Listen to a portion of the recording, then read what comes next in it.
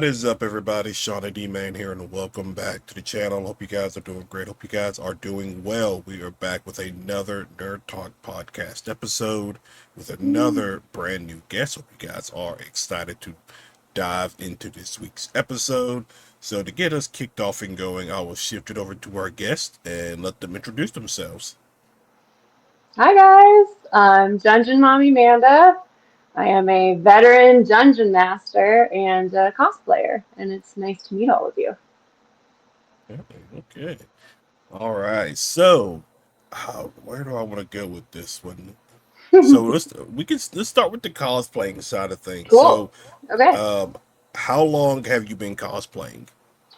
Oh, that's an interesting question. I didn't get into cosplay until a bit later in life. I'm a bit older than I look, and I was in a fairly strict marriage for a long time, and I actually didn't get into cosplay until after I got divorced.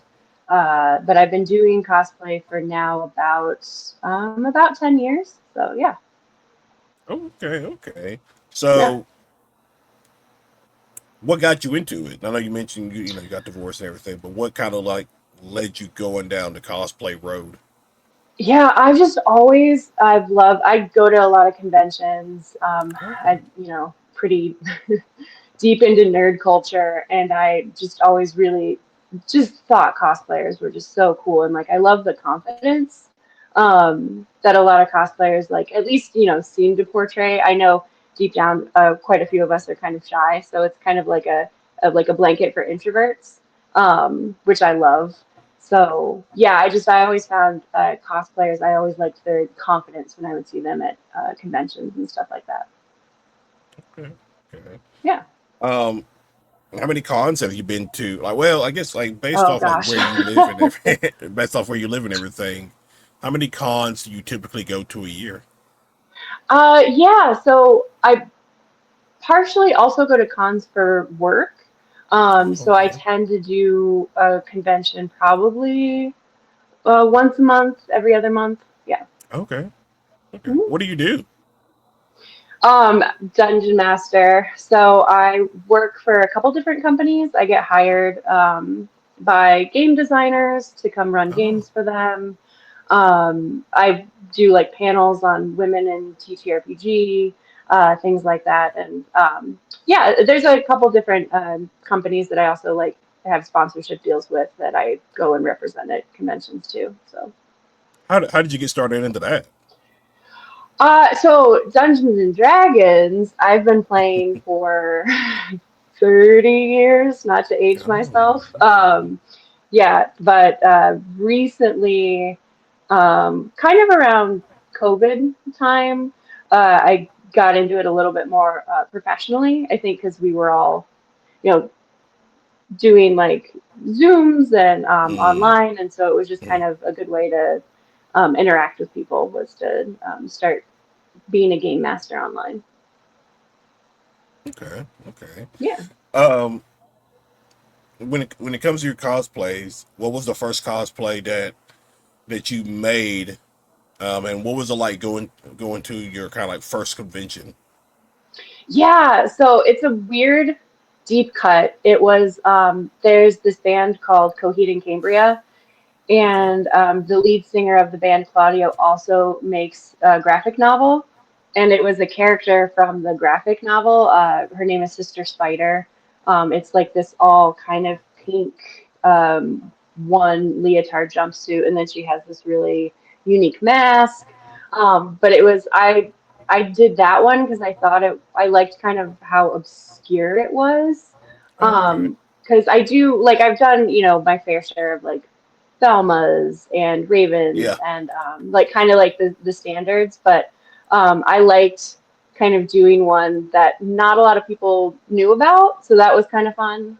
Because when people did like actually recognize the cosplay, it was a fun conversation to have with strangers. So yeah. What are some cosplays that you've made over the years? So I just did Aela the Huntress from Skyrim, And Okay. that was my first time working with 3D printing for the armor. So that was really Oh. fun. Yeah, that one was probably, I think that one probably took me the longest. Mm-hmm. Um, for the most part, I tend to do more, um, like, because a lot of times, like at conventions, when I'm also working, I want to be, and props to like the people that wear the absolutely beautiful kind of elaborate cosplays, but like I Mm-hmm. tend to wear ones where I'm a little bit more comfortable just because I'm, Right. like Right. not wanting to like as I'm running like my Dungeons and Dragons table, I don't want to be like in my like sweaty body armor. Like um so that was one of the first ones that I did was a little bit more elaborate, so that was exciting. Okay. Okay. Yeah. Um, which one has been your favorite to make? Ooh, good question. I did a Yennefer from Oh, The okay. Witcher. That one, and I did it from the video game perspective. Oh, okay. And so that one was kind of a fun one uh, because I think it was like somehow everything aligned where I was able to find like all the right fabric and like it was like oh, and I like sewing the fur on and stuff, and it ended up looking pretty close to the game. So that one was the most fun because I think it was the closest I've gotten as far as like a character look. I also tend to um, and sometimes like when you're in cosplay, I'll just sort of take on like personality traits in my mind if I'm trying Oh, to like okay. embody, the player more. So Okay. I guess Power from Chainsaw Man was fun just because I think I just got a little silly the days that I've worn her at conventions. So Okay. Okay. yeah. Are there any cons that you want to travel to? Like some that may not be like close to you, or any like big name cons that you really want to go to at some Yeah. point? Yeah, so I've got a couple coming up, but obviously, Okay. like I've only been to Comic-Con San Diego once. I would love to go and actually work. I was a participant when I went, so that would be really Oh, cool. okay. There's some really good ones in the UK, actually. UKGE just ended, but there's some other ones there that are really neat. So I would love to kind of spend more time doing UK conventions. Okay. PAX Unplugged is coming up. I actually think I might be going to that one, so Ooh, knock on wood, okay. make it to that. But that'd be a first, so Um. that'd be exciting. Okay. So when you get hired on, like these game companies bring you in Hmm. to like let's say, run like a small little Dungeons and Dragons session. How does Hmm. that work? Like, is it something you like the session that you run? Is that like kind of you already got that pre-planned, or is it something that you have time to come up with? Yeah, so some of them aren't like so for example, I'm going to Gen Con for Okay. Splattered Ink games, and that's not even it's another TTRPG, so it's not in the world of Dungeons and Dragons. So sometimes I have to learn a completely new game system, which is kind of fun. Oh. Okay. And that one's on dinosaur hunting, so that one's gonna be fun. Um, but I like yeah. So I have an event tomorrow at a like a cool little kind of coffee shop place, and that one is like a one shot. I've got quite a few one shots just because I've been doing this for so long. Mm. That I kind of have like saved. But there are like a lot of resources out there. Like there's a lot of books. There's a lot of like websites where like if somebody wants to like just try being like a game master or dungeon master, they can easily kind of just pull like a quick little like 3-4 hour game. Uh, Yeah. yeah, but I think mine. I've had a couple of them, and I like new ones too. Like I'll kind of like I get inspired by other people that are creating games out there. Like right now, the guys from Legends of Evantris, they're a really fun D&D group. Super super nice people. They just created they just did a Kickstarter for it's a D&D module, Mhm. Space Odyssey, and it ended up like I think it's the highest made currently at this time that we're recording this. It's the highest grossing uh, RPG on Kickstarter. I think it ended up massing over 16 million in funding. So, but that one's based in sci-fi, and so I was like, "Ooh, I haven't done a sci-fi module yet. That would be cool." So now I'm kind of like writing down some like notes on like creating a sci-fi module. So Okay. yeah, Okay. yeah. Who are um who are some of your favorite D&D creators that are out there? Oh gosh, there's so many. um, I like kind of so the problem is I'm friends with a lot of them, so I think if I forget some of them, I'm gonna Oh, be mad. okay. But I'm not. But I'm gonna name some. So I do like the Legends of Evantris guys Okay. and girls. But just I say guys for every Right, right, right. gender. Um, they're just also like really nice people. Like they're really sweet. And they come up with really cool ideas. Like they did a horror module was the last one that they did before the sci-fi one that was awesome. Um, I like there's a couple of DMs in the UK. Plot Mhm. Girl, she's great. She's just the sweetest little thing. And she kind of like I've seen her like streaming, and she's wild. Like she's so tiny and quiet, and then when she DMs, it's like a completely different person. So she's fun to watch. Unethical DM, he's just funny because he's kind of like there's so many kind of like follow the rules Mhm. game masters, and he's like, nope, don't do that, just have fun. And I like his advice and his Yeah. he streams and his stuff because he's just like he makes it funny, but it's also unethical. So he's a good one. I'm trying to think here, based in the yeah, just naming other people in other countries. I mean, I like so many There's a people lot. here. I feel like there's so many. Yeah. Yeah. I Um love all of you. Don't be mad I didn't name you guys. I remember I'm trying to think. I I wasn't all that into D&D growing up. Well, to be fair, I didn't know Yeah. much about D&D when I was growing up. Yeah. Until, which for a lot of people probably was the same, until like that first season of Stranger Things came out.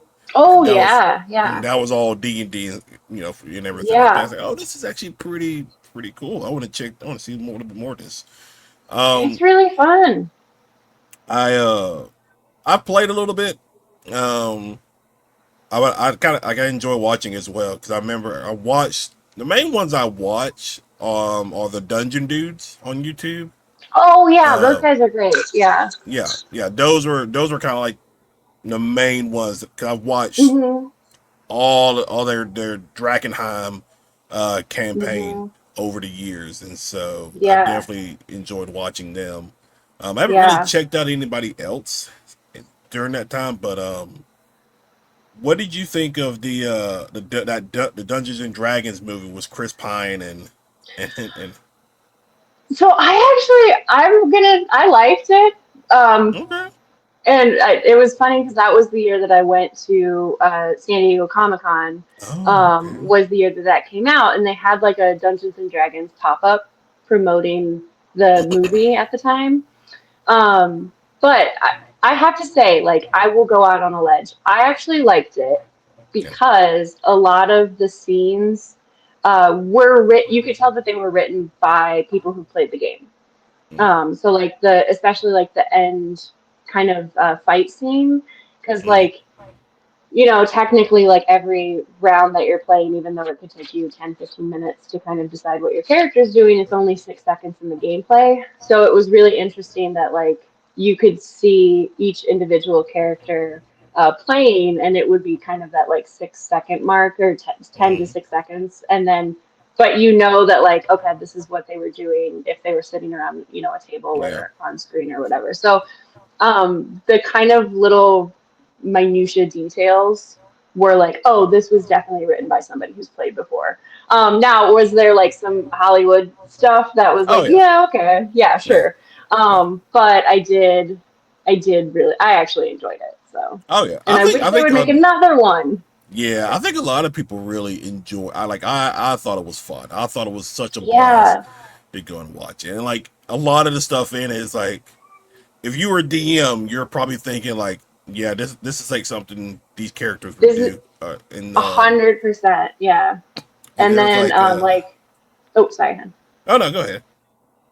Oh no, I was gonna say even some of the like little monsters that they would add. Oh, I was Oh so yeah, excited. And like as somebody who as a forever DM, but for some reason whenever I do play a character, I'm always a paladin. I don't know why. I think it's because it's probably the opposite of my personality in real life. I, like seeing Renee play like the his paladin, his take on a paladin was like absolutely perfect. Like just that kind of weird level of like arrogance, but yeah. yet somehow like, ooh, but I'm so nice. It's like, yep, yeah, paladin, yeah. There was because there was like that one scene towards the beginning of the movie where uh Chris Pine's character and I forgot the other actress's name. They're kind of like standing in Oh, front of Michelle judges, Rodriguez. and like Mm-hmm. he is just like kind of like stalling till this one. Well, I think the name was like Jonathan or something like that. It was Jornathan, yes, Jornathan, and which there was and the whole wild. Yeah. plan was to like escape off of him with his wings. Mm-hmm. And the moment they jump out the window, one of the judges was just like, well, we were gonna let you go anyway, and so it was kind of like the DM being like, well, I was gonna let you guys go Yep. free, but Yep. you did something different. But So then you did all this. Yep. yeah, Yeah. And I think the Jornathan thing is so that's another kind of random weird. If you play Dungeons and yeah, Dragons, you would get that because I can't tell you how many times somebody's brought in a character, and it's just like I can give you a good example. There's this show that I like. It's called Draw Your Weapons, and they do it's D&D, and they mainly have like they've got voice actors. Every week they have like a celebrity on there, and it could be like a voice actor, a artist, whoever, just a guest star. And one of the guys, Eric Bauza, who's like the voice of Bugs Bunny now, he had a character, and I think his character's name was Greg, but it was like two G's in the front and one in the back, so it was Greg with three G's. But there's so many times where you take like just a normal name and you just like make it weird, and then that's so many Dungeons and Dragons characters. Like, and it's just like I have a player in one of my games, his name is Arthur, but he added a Y, so it's Artier, and I'm like, oh my gosh, you guys are so silly. Like, yeah. So I think Jonathan was purposeful, and oh it yeah. made me laugh. Yeah. Um, what are your thoughts on Baldur's Gate 3? Oh man, I'm a Baldur's Gate kid. Okay. I know, yeah, I actually really liked it, and every time they get an expansion, I just spend money, which is fine. No, I like it. I also think it's, another way for people to get involved in Dungeons and Dragons. So yeah. What's well, when you so I know you mentioned that you typically when you play a paladin. What are some other classes that you've played before? Yeah, it's Pride Month, so a Tiefling Bard is always good. Um, Mm. uh, I, I like as a DM, I probably have played every single character. Okay. But when I do get to be a player, I kind of I like going out of my own personal comfort zone. So like Mm-hmm. I like to wear black. I'm kind of a spooky gal. So like warlock, Yeah. necromancer, everybody be like, yeah, that's what you would think she would pick. But I'll pick like paladin, cleric, the occasional druid, just to kind of like mix it up, just because I don't want people guessing like what character they think I would, want to play. So Right. I am Okay. playing a barbarian. in a campaign, another campaign, that's a lizard-born barbarian that I basically just based off of Mad Mardigan from Willow. So Oh, okay, yeah. okay. Um, was a lot of like new editions of D&D, new classes and stuff like that coming out. What's Yeah. uh, what's been your favorite new additions to D&D? Oh, that's a great question. I like they've added so much for the players Mm-hmm. themselves, which has been kind of cool. So I think like more people have more options because I think beforehand, it was very like stringent on like bard. You know, you pick your bard college and based off of that. But I think they just added a lot more detail and options that have been like just really cool to see. So yeah. Um, tell us about some of. Okay, so are you currently in a campaign right now? I've got a few. Yeah, I run I run my own on Sundays, and then Okay. that's physical. That's like here in my house, and then I've got a couple that I do digitally throughout the week. So yeah. Oh my god! Like how many are you doing right now? uh, four, I think. Four. Yeah. How do you keep up with all that? A lot of notes. Stringent note taking, which every D&D player should be doing anyways. But yeah, Mm, I have like I'm pretty detail oriented, so mm, yeah. okay, okay. Yeah. Um, so tell us, since you know you're a master DM and everything, tell us how do you come up with the world building, the story that you want the players to uh get involved in? How do you come up with all that? Do you just take inspiration from like books, movies, just Oh like yeah. yeah? Yeah, that's a good question. Yeah, I think like a lot of times, like, and this is weird, like sometimes I'll have like a dream and I'll like wake up and I'll write like an idea down. But I do take a Mm. lot of inspiration from books and movies. I did a Die Hard one shot, which was really Oh, fun. And it was I based it in like a fantasy world. But like I think halfway through the players are like, is are we in Die Hard? And I was like, yes, yes, you are.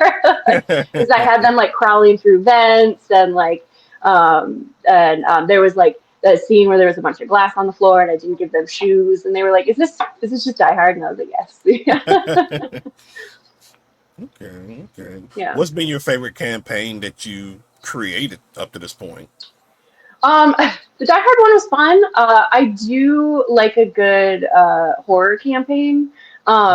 So I've done a couple ones where so there's a famous another game module. It's called Call of Cthulhu, and Oh yeah. similar.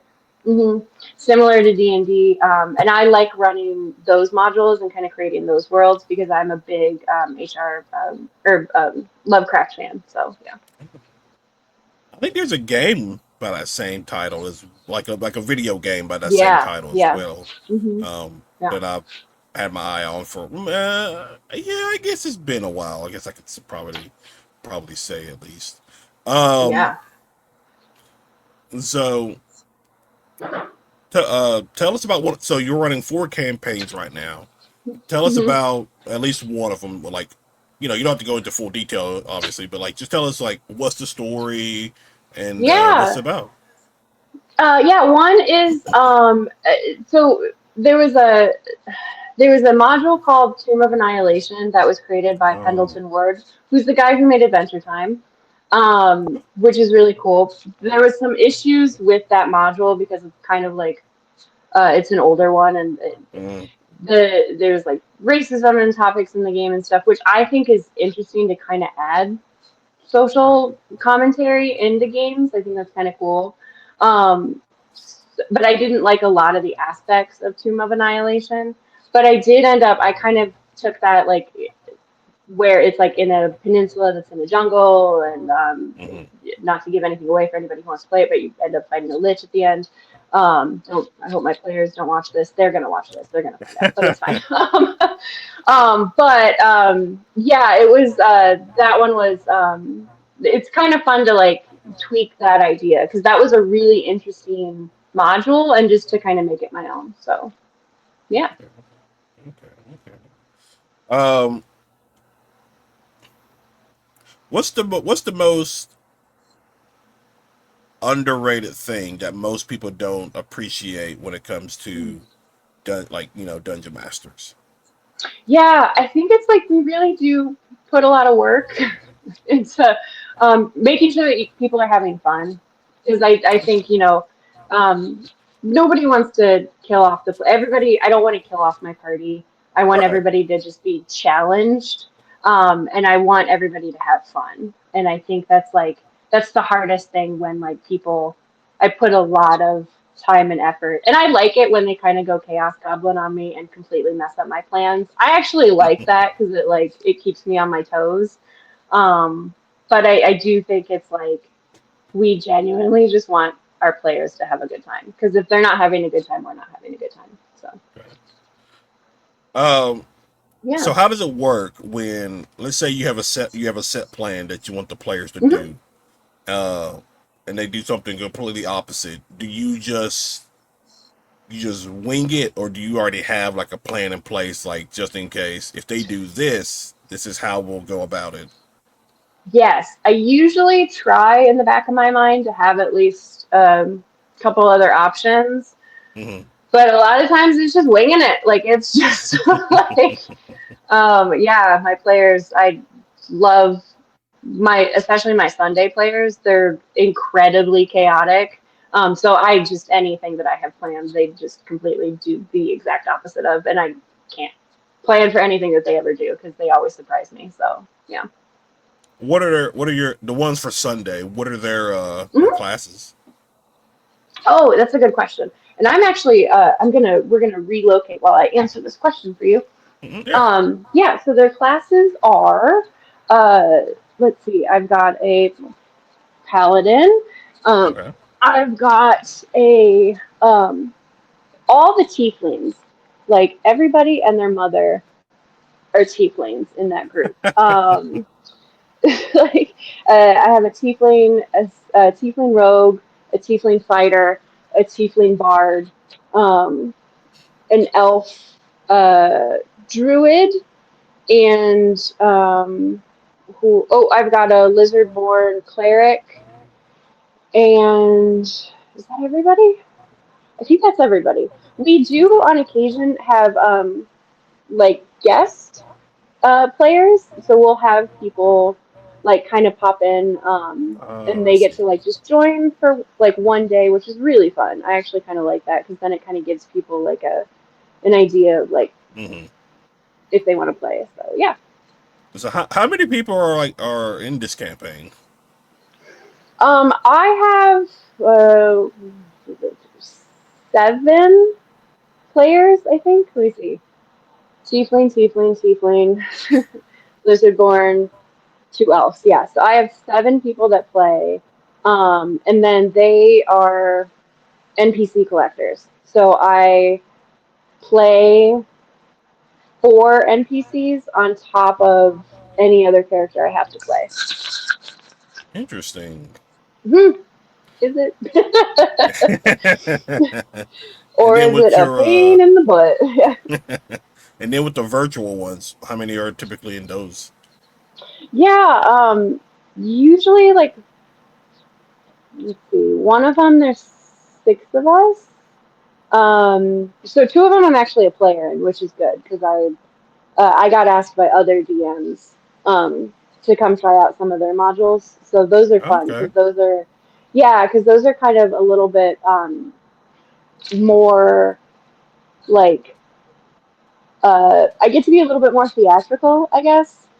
Hmm. Like such a big part of D&D is the funny voices and the Yeah. acting and so for and like a lot of times when I DM, I like to get people who never played Dungeons and Dragons before because like I want them to like it's like it's a safe space to learn and ask Yeah. questions and so a lot of them don't necessarily do the fun silly voices. Some of them do, and that's great. But I like the two where I'm players because I can kind of really like get into the fantasy aspect of it. One of my favorite shows, Community. Um, Oh yes, yep, uh, I love their Dungeons and Dragon episodes. mhm, Those are yeah, so much fun to me. Those are one of like particularly I think it's the first one, Advanced Dungeons and Dragons. I think that was the title of it.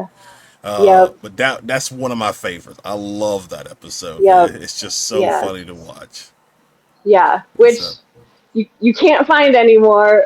But uh, so yeah. I actually still have that episode You because do? Oh, yeah. yeah, I mean, I because get it. Like, yeah, like, and I think if you don't know drows, like, because Ken Jong was a yeah, drow, it's incredibly yeah. offensive. I didn't even show like But that was my favorite part yeah, Chang as the drow. I was like, oh my gosh, as a this is drow, so yeah, it'd funny. be like, oh my But gosh, yeah, and everyone's just like, what? Yeah. yeah, yeah. Because I think if you bought it, because I bought the first I think 3 seasons, maybe 4 seasons off of Hmm. Amazon, and so it was there. But I think if you bought it now, that episode won't be there. At least I think that's how it worked. But yeah, Yeah, yeah. that was one of my favorite episodes.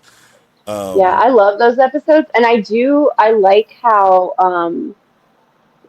like the scenes where the party, like I think it's in the second one where the party splits up and half of them are in oh yeah. one section of the house and the other half. I do that with my players, where if they do split up, I make them go into other rooms, and I'm like, okay, like you guys are playing over here because you can't metagame and know what the other part of the group is doing. Mm, Um, so like I'll have even like sidebar discussions with my players where I'll be like, okay, let's go in the kitchen and we're gonna have kind of our own little mini session where nobody else can kind of hear like what's going right. on, just so like limit metagaming. So Okay. yeah. Okay. Um, what else was it? And you see, there was I recently watched season 2 of Ted on Oh Peacock, yeah, and yeah. they did a Dungeons and Dragons episode as well, which was pretty funny. Brennan Lee Um, Mulligan is goat. He's so good, and it's like as a dungeon master, like he is like you can't beat him. Like there's just like him, Matt Mercer, Abrea, Iyengar, like all those like they're just so good, and it's maddening like how like I'm like oh every time I see him, even on TED where it's scripted, but yet somehow he's still like let just me see. he crushed it. I'm a big Dimension 20 fan, and I love watching him and like his players. And then like right now he is currently the DM for Critical Role, the current campaign that they're running. So it is kind of fun to see him.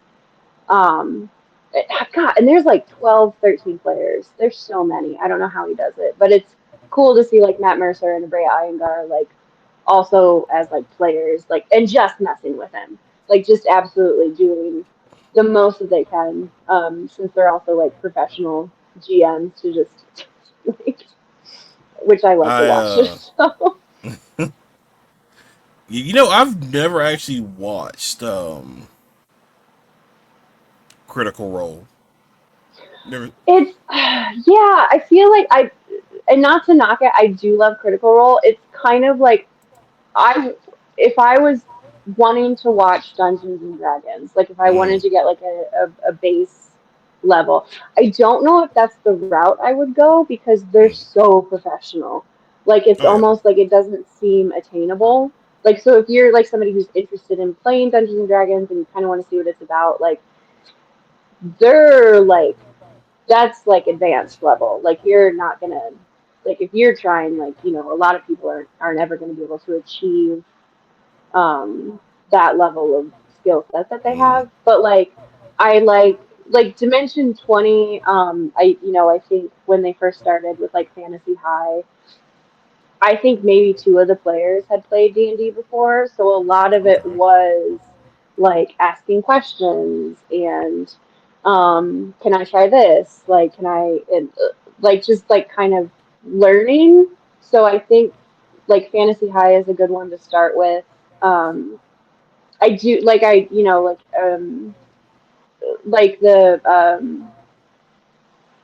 the Legends of Evangelus guys are just funny, so I like that level of like humor in D&D. And then yeah, like I like same thing with like draw your weapons. Like I do like that's like really, and again like most of those people have also never played D&D, and so Right. you kind of get to go through like okay, what do I do? How do I do this? But it's all in a fun way. So I think like if you're trying to start and learn, like those are probably better, like at least access points than Critical Role, which I like to watch Critical Role. It's fun, Mm. but it's also like, holy, like no, they are experts. Like nope. Yeah. I remember a while back. I can't remember if this was like TikTok or Twitter or something like that. But like Hmm. somebody, I saw somebody complaining about like you know, complaining about people who like do D&D, but they'll like live stream Oh, it okay. on YouTube or something like that. I don't know. Hmm. Maybe they just wasn't a big fan of it, but I don't see Mm. that many. Well, I guess I don't go looking for them as often, but like I don't see that many like D&D um, videos pop up all that often. I'm not Yeah, saying that people aren't uploading them or anything like that. I just don't see a whole lot of them, except for like Dungeon Dudes is one, Critical Role is yeah, another one that usually gets pushed out there. yeah. There's a lot, but I think like if you know if your algorithm's like not looking Yeah. for it, you won't find it. But like a lot on Discord. The other one that's kind of fun is like TikTok. Like a lot of people have been starting to like live stream games on TikTok. Like I know Crit Happens. Uh, they live stream on Fridays uh, on TikTok, which is funny because I like will occasionally like go in the chat and like answer people's questions for them on like people ask general like D&D questions, and like obviously they're playing, so they can't answer them. But Dave, I remember one time, uh, 50,000 people were watching them play D&D, and it was on TikTok, and I was and like you know some of them were harassing them in the chat, which was funny. But that was kind of like oh yeah, I guess you can watch D&D kind of anywhere. Um, and make it like and like making it accessible to people. Mm, So yeah, okay. Okay. yeah. Um, what's been your like obviously advancement in D&D and stuff like that over the years? What's been your favorite um like new things to come into D&D from a dungeon master's perspective? Obviously, you have like a lot of these sites that you can create like maps and all this other stuff. What is it? Roll 20? I think that's a website. I think that's a Oh site. yeah, Roll 20 is great. Um, I yeah, I like that. I actually use that website for a lot of my stuff. I think like kind of, and we had touched earlier on like mm, getting a lot of the new modules are not really in the like the fantasy realm. yeah. So like and I you know we all grew up with like it being very like fantasy based, and I mean I love you know Lord of the Rings and Wheel of Time and all that stuff, but I like how D&D is kind of expanding outside of that. So it's like Mm, you have like sci-fi modules, you have Fantasy High, which is high school based. I mean, they're all still fantasy characters, but um, and I like that D&D's kind of like the world building has just gotten like people are just going way out of like the fantasy comfort zone, and I think that's really cool. Um, so yeah, and I mean, you've got like uh Strahd, which kind of, in the late 80s was like vampire based, so it's like, oh, we can do horror. And so like horror campaigns are one of my favorites to run. But I do like that they're kind of setting like the world building is just, it's all different now. Like pirates are kind of a big one. Oh, Um, like aquatic life. Like, so you're like a fish person, like underwater is like also like kind of becoming popular in D&D, and that's really cool because that's like, it's, again, it's like not what you would think, right? yeah, So yeah. yeah. Um, what's been the what's been the biggest thing you've seen from when you started D&D up until now?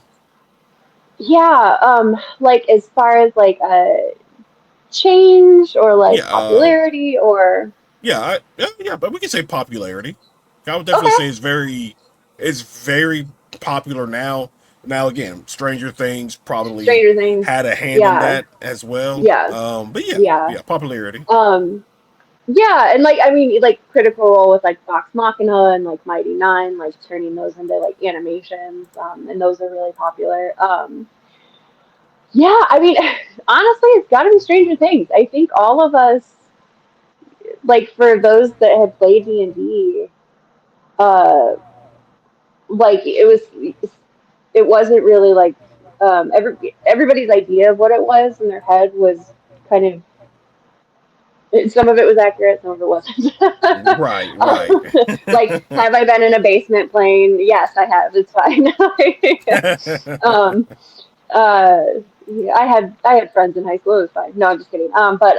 But no, I think like when Stranger Things came out, like the boom Mm, of like how popular D&D got was just like, oh, like so many of us uh who like do this professionally and who like in the scene, it's like just everybody now like mm, wants to learn how to play, and like yeah, I think honestly, I think Stranger Things, especially in the last like decade, has definitely like just changed the accessibility of Dungeons and Dragons specifically, but then also like RPGs themselves aren't just now D&D based. Like you've got Call of Cthulhu, like you've got yep. Pathfinder, you've got Daggerheart. Like there's so many other options too. So if somebody's like very like anti D&D, there's an RPG out there for you. Like there's so many. So I think, yeah, just like Stranger Things making it accessible, but then everybody like expanding on it and just creating so many new things has been just really kind of, I think like, yeah, Stranger Things on a popularity side would be like the biggest thing in the last decade. So Um, was so from previous sessions that you've done, yeah, what's a plot twist that you've done that your players were not expecting and it really caught them off guard? great question. I was just talking about this. I was at C2E2, Hmm. and I was working for this. I do this work for this group called Game Master Worlds, and they create like tools and stuff for DMs. And we had this thing where we had like a piece of paper and crayons, and we were having people draw on this map. And then the three DMs that were working that weekend, we all have to create campaigns off this map. Sorry, long story short, this girl came up, and this girl was like, "Hey, I had a campaign where we had a mimic house," and I was like, "Tell me more." And basically, like they walked through a house. The house was a mimic. The house ate the entire party. Thought that was great. I then was like, you know what? I'm going to do that to my players. They hated me for it so much. Like, it was the best day that I've ever had because yeah, walked into this house. The house immediately starts to digest them. it took them 2, 3 sessions to get out of the house. The house is still alive, and now the house is stalking them. And the house being a mimic, it also can like change shape. So it can be a tower, it can be a cave, it can be whatever. So now this like giant mimic is stalking my party, and they hate me for it because now, and honestly, it's kind of a good thing because they weren't checking doors nearly as much as they should have been. So now it's like, no, you have to check everything. Is it the mimic house? Um, yeah, so I think that one for me was the most fun because they still to this day like yell at me for it. So and Oh my god. every session they're like, "Is where's the mimic house?" I'm like, "I'm not telling you where it is. It'll just show up." Yeah, My god. That's crazy. What's okay? yeah. What's a moment, whether it's the one you've had um in person, past sessions, or the virtual ones? What's a moment or two where your players really surprised you with some kind of crazy attack battle or just Yeah. whatever? So this uh again, like absolutely love my players. They're completely chaotic. And like I do, one of the modules I'm running is similar to the Tomb of Annihilation module. Mm-hmm. And Pendleton Ward had created all of these like demigods, but they're all chaotic, right? And so my Right. party was doing a basic normal dungeon crawl. You know, they're just kind of going through each level. And in one of the levels, I just had like kind of like totems or like statues to these gods. And I more or less in my mind was like, oh, I just want them to learn information for future reference about these gods. And then my little bard, who is absolutely insane, he decided he's now going to try and summon all the gods to their location. Oh my And gosh. like he did like a ritual. So now like half the party is possessed by these like demi chaotic Oh my gosh. gods because he decided he wanted more friends. And I was like, oh my gosh. Like I genuinely just wanted them to do information finding, and now they've released a bunch of chaos demons into the world that I now have to deal with. But I think that to me was like just really fun, and I was not expecting them whatsoever to do that. So but it, like, and I think for DMs it's like if you come up to me with an idea, I'm never going to tell you no. I need you to explain to me how you're going to do this Mm. idea, and Right, then we can right, just right, go with it. Yeah. So right. if they want to bring the chaos gods to the party, sure. Let's tell me how you're going to do it. Like, yep. um, what's something you've done where where as a DM you've kind of like purposely um, sowed a little bit of chaos Mm, into your players, yeah. Like inspired them to be chaotic, or I felt I was chaotic or like myself. you kind of you like you're kind of like at a moment where like, you know what, I want to cause some chaos, so let me Okay. interject something like this. Yeah. I did a campaign back in, again, I'm not going to age myself. It was a while ago. Um, uh, college era, and we like everybody was a lot of the players were lizard born, and Mm-hmm. lizard born, and in my mind I just thought it'd be really funny for most of the monsters that the lizard born mainly party would have to deal with were giant birds just Oh trying to gosh. eat the lizards. So I just like kind of went through and like somehow I made it so like every single monster that they would have to fight was like a giant bird, and they would get so sick of it, and they would just be like, "Is it another bird?" And I was like, "Yes, yes, it is." So that made me laugh because it was like that was absolute chaos where it was like I just yeah, I just really wanted to mess with my party. So yeah, Okay. and now they all What? are afraid of birds, so it helps. Well, yeah, it definitely worked out well. So, Right?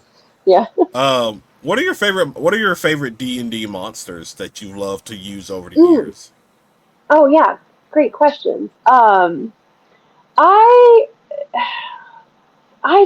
I love all the monsters so much.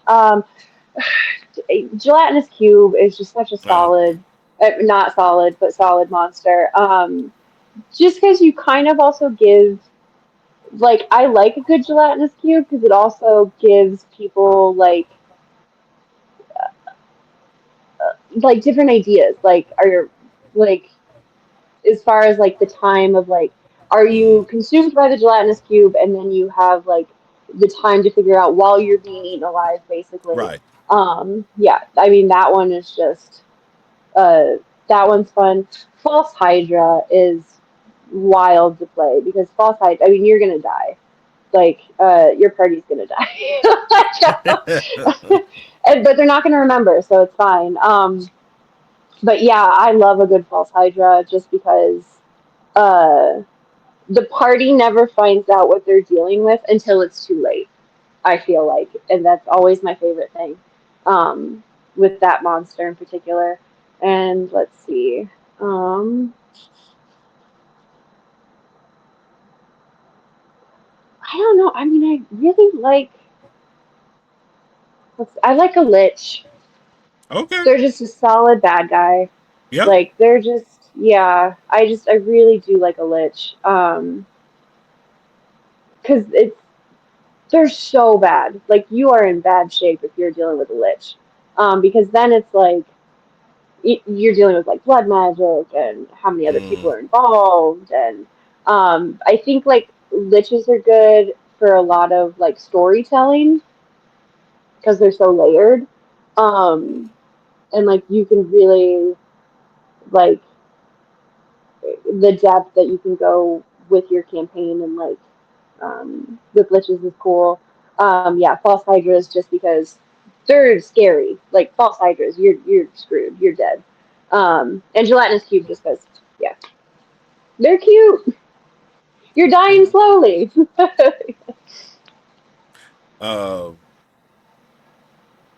trying to think. Well, oh, I had it in my head, and then I lost it. Shoot, what was it? Um, I always thought it'd be a cool like when like expanding like modules for D&D and stuff like that. I always thought it'd be cool if somebody was able to make a module based off the 12 labors of Hercules. Oh, I love that idea. Oh my gosh. I was watching Yeah. the I forgot what year it was, but it had Dwayne the Rock Johnson as Hercules in it. I Oh, was watching oh that yeah. a couple of weeks ago, and I thought, oh, actually would be a pretty interesting That would be module to cool. run. Yeah, that would be fun to run. Yeah. I might steal your idea. I'm sorry. Like that's a That's really good fine. one. Like yeah. I love mythology and like Uh, yeah, I haven't even thought about that. That's a cool one. I like that. um, so because I played a little bit of DM. I'm not Mhm. an expert or anything like that. I tried it out a little bit. Um, well, I did one where it was just part of a story where the players went to investigate this little farmhouse. The family there had been killed, Mhm. and one of the things I did was made like these scarecrows, but they're Ooh. being controlled by like somebody the players can't see, and Yeah. one of the players um, had detect magic. And so I want to Mhm. see. They were like, I want to use detect magic to see something. And Mhm. what happened was they remember like four or five scarecrows, um, Mhm. and they could see strands of magic, kind of like a puppeteer Mhm. that was Yeah. like controlling them from a distance. So I was like, oh, you did that's pretty good. That's really Um, cool. I like that idea. Yeah. and For some reason, we did one. This was like the first time we played, and we got into an argument over the price of a sword. And then one of the players, she was a druid. Yep. She just transformed into a cat and just walked out with a club, while the rest of Oh, us were that's arguing over a funny. sword. And so I was like, oh my gosh, That's what are really we doing funny. here, guys? So Shopping is such a big part of D&D. It's so funny. Like I like a good shopping episode because it's kind of like everybody just gets to relax and like yeah. chill. I have found whenever my players do go shopping, I always default into like just this kind of um, Brooklyn accent. I don't know what it is, but all of whenever they're haggling, I always go to like a New York character. No idea why. But whenever they go shopping, I just know all the NPCs I'm going to be playing that are shopkeepers are all from New York. I'm not sure why. Like, That works and out they great. laugh at me every time because they're just like, "Oh, we're doing. You're still going with that?" And I was like, "Yep, we are." But no, I do like a good shopping episode because I think um, it's just kind of fun, and I think it helps with like getting into like the fantasy aspect of it. Like, I don't think a lot of people think D&D. It's like, oh, we're fighting the whole time. It's like, nope, you can go shopping, you can get drunk at a bar, you can do whatever you want. Like, it's yeah, it's your game to um, play. Yeah. I had a they whole episode where my characters just did drugs oh my gosh. and just like sat around a campfire. Like their characters did drugs and they just kind of all had like there Oh was my like a cone gosh. of truth and they all like talked about past their characters' past traumas and I was like, Mm. all right, that was a whole episode that they did that. And that's what they chose to do. Like that wasn't like any pushing for me. So yeah. um, I did something with my friends where I gave them two options because they Hmm. needed to get information, and I was like, you could either go talk to this person or you could go to Goblin Town, which was like a kind of like black markets Ooh. uh, Yeah. that was run by a bunch of goblins, Mhm. and they all chose the goblins. I was like, okay, Mhm. and they ended up finding themselves in a arena fighting against three trolls where they Heck almost yeah. died. Heck so yeah. Yep.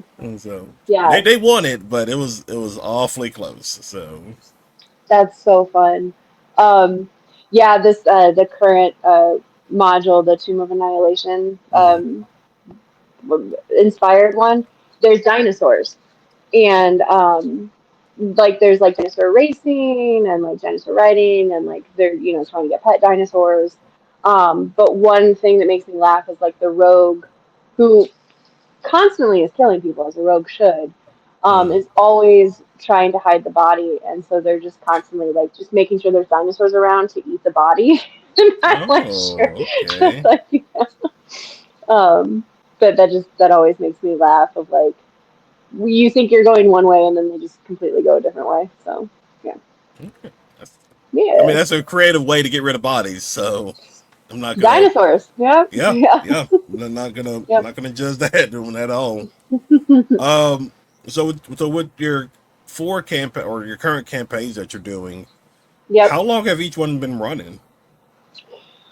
Oh, a while. Mine are probably uh, um, one's like 6 months. Another one is it's been going on for like a year. Um, and one's like fresh. One's just like maybe like a month or two. Oh, But I okay. mean, they're all kind of varying times. And like, yeah, I know. I've got a friend of mine who's wrapping up a campaign that he's been doing for 3, 4 years. So he's kind of sad about it. And I Oh, get sad when campaigns end. But yeah, but you can always make another one. you can always make another one. Yep. Yes, sir. Yes, sir. Yep. Um, I'm trying to think. What are some other fun modules that you could come up with? Oh yeah. I mean, favorite one. I like the idea of like kind of just like I was thinking of like the Atlantis, like Mm-hmm. like a City of Atlantis one. But now that you talked about the mythology, like I'm like, ooh, like I didn't even. I would love to go down that route because, Oh yeah. like, yeah, I've seen people do like samurai modules, which is cool. Um, like those are fun. Uh, yeah, I mean, it's you can do whatever your heart's content. I know my next one I want to kind of do. I'm working on kind of like an underworld one. Um, Oh, hmm Yeah, so want to make your camera make went him go to out. hell. Minded? Yeah, I think it went out. Oh no, I can see you. Uh Well, oh. yeah, it's fine. It's Hmm. okay. We can work through it. It's fine. So, Okay, that's weird. My um, camera still shows me on. It's bizarre. I don't know. That's pretty weird. But Weird. but I'm yeah, sorry. that's what other Oh, an underworld. That'd be pretty weird. interesting. Oh, Right? Yeah. Hmm. underworld where your players have to travel the underworld to get their souls Yeah. back. Yeah. Hmm. That's kind of like that's actually what we're gonna be doing. So Oh, see, look at that. I'm yeah. already ahead of the curve. Yep. So, um, it's pretty cool. What's your favorite kind of dice? I know they have like um metal dice, and then they have. Oh wait, hold on. Oh, Hmm. we can do that. So, um, they have like metal dice. I always thought were pretty interesting, but I'm just kind of like, I don't think I want metal dice. So, oh wait, hold on. Let me do this again. Um, I don't know. Oh no. There are cons where they'll sell dice, and I thought that's pretty cool. Oh, I can hear you. I don't know if you can hear me. Ah, oh, I have no idea. But yeah, Dungeons and Dragons has always been a fun thing to enjoy for sure. Let's see. Nope, can you hear me? Oh, I guess not. Um, hmm, I'm not sure what's going on. Take that off for now. But but anyway, but yeah, I love Dungeons and Dragons very much. Which I always like a wizard. I do like the wizards. Um, Baldur's Gate 3, I played a sorcerer, or did I play a warlock? No, I played a sorcerer, which I really, really liked as well. Let me see if I can. Oh, oh, well, nope, never mind. I guess that's not working. I don't know. Oh, now there's a third one. I have no idea what's happening. Oh my gosh. Oh, Why there. is there a third me? Oh, what is going on? Sorry about that. That was bizarre. No, you're fine. You're fine. No, I was just Can you hear me? talking, killing time. Yeah, I can hear you. Oh no, I can't hear you. Oh no. Oh, can you hear me Hmm. now? Nope. Uh, Let me try again. okay. Oh my goodness. But let me see. Let me do this. Um, but yeah, yeah. D&D has always been pretty fun, and I really like Dungeons and Dragons: Honor Among Thieves. Like I know it was just like very much watching a movie where um, the I can hear players you. were. Oh, now you can hear me. Yes, that was Oh, okay, weird. okay. I don't know what's happening. Sorry, friend. I don't know. That was weird. That was so weird. Yeah, it was weird. So, The internet is awful.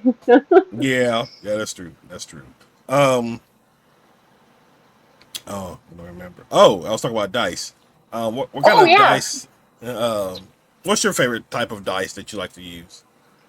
Oh, fun question. I'm a bit of a dice collector. It's a really bad habit. Um, Mm. I have like probably over 100 set of dice. Oh my gosh. Um, I know. I like. I think mine is like there's two things. I'm tactile, so they're not practical whatsoever. But I do like the metal dice. Mm. Just because they have like some weight to them. And then the other one I do like kind of like where it's like very like intricate like shiny dice would be the nicest way to put it. Right, I right. basically I have someone that was I have a set of dice that was based off of like Asgard, like Thor. The what's the name of the bridge? Oh, is it Bifrost? The Bifrost. Yeah, I've Yeah, got like a set of dice that are based off of the Bifrost, and they're so pretty. Like, so that's yeah, pretty cool. yeah. Where did you get your first set of dice from? Ooh. So I was 11 when I first started playing D&D, and it was like my family moved around a lot, and this girl Jessica invited me to play, and her dad was the DM, Oh, and it was me and her, and then everybody else were like high school boys, which was kind of funny. It was her older brother and his friends. Um, and the first set of dice I got were actually Star Trek dice. Yeah, okay. it was like a gift because her dad, who was the Hmm. DM, was super into Star Trek, and so he gave me some Star Trek dice, which was kind of cool. They had like the little sigil on them. Oh, that's pretty cool. Yeah, it was neat. Yeah, Hmm, that is pretty cool. I wish I still had Um, those. No, oh, wait, where are they at? I, that was 30 years ago. I have no Oh, idea. okay, okay, that's fair. That's fair. hmm So, um, so when you're not cosplaying, when you're not DMing, what do hmm you do with your free time? I don't have any. No, so I do. So my daytime job, I work in veterinary medicine, Oh, sort of with animals. And then, yeah, I think like, like everything else in my life is just like it's either animal based, so I do like to go to volunteer, at hmm. animal shelters and things like that. And then like later today, there's like a Ren Fair event, Ooh. that I do like a good Ren Fair. Um, so yeah, I think it's just kind of like depending on the day. I live in Chicago, so there's always stuff to do here. So I like to just kind of go explore. So yeah, I have yeah. yet to go to a Ren fair, so that is on my bucket list at some point. What? You got to Yeah, do it. You got to come. yeah. You come visit me, and we'll go to the Ren Fair. And so I'll keep that in mind. I do want to go. I do because there's a few Good. cosplayers that I've had on who go pretty much not all the time, but like a good bit of Yeah. time, and it always looks so fun. Yeah. And so oh, that looks cool. Um, but yeah. Yeah. All right, guys. Let me see. We had a little technical difficulty. Yeah, no, no, we're fine. We're good. We're good. Good. Um, all right, guys, that is where we will wrap up this episode. Thank you for everybody who is listening or watching, whether it's on Spotify or YouTube. If you're watching Yay. on YouTube, up on the screen now, this is how you can follow and support. But for those listening on Spotify, how can they follow you and support you? Yeah, so you can find me on most social medias as Dungeon Mommy Manda. Do have YouTube where we live stream our videos too, our sessions. But yeah, this was so much fun. So yep, look me up Dungeon Mommy Manda. But also this was such a fun thing to do. Thank you for having me on. No problem, no problem. And then I'm trying to think what else is happening. I think I don't think I have anything. Just obviously, you guys, you can follow me on the gaming channel here on the Yeah, here on this channel, Kick, Twitch, Rumble. Obviously, the Nerd Talk podcast on Spotify. Like, I'll have all the links and everything for both of us down in the description below, so you can definitely go and just cool. click and follow that way. But guys, thank you for hanging out. Thank you for watching, and we will see you in the next video. Y'all have a good one.